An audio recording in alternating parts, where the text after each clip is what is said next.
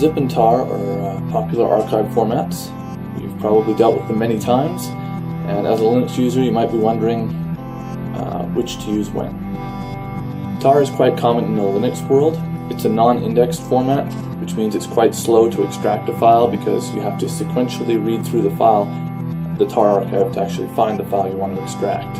Even listing the contents of a tar archive is slow because you have to read through the entire thing to see what it contains. Tar archives can retain Linux file permissions and ownership, which is probably why it's so popular for Linux software. Tar does not support compression, but it's commonly used with other archive formats to accomplish that.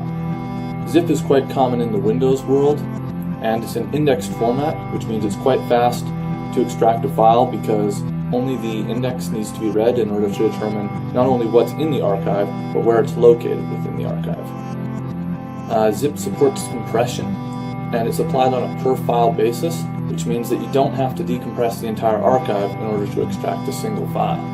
The fact that it applies compression on a per-file basis can mean that the compression could be less effective than if it were applied across the entire archive.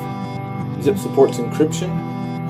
It also supports retaining file attributes, which, depending on the tool used, can allow retention of Linux file permissions. Tar archives have a header for each file, padding for each file, and padding at the end of the archive. Zip archives have headers for each file and an index at the end of the archive. Because of the lack of padding in zips, they can be smaller than tar archives. So in summary, Zip is great for data archival because it allows easy access as well as the ability to encrypt or compress the data.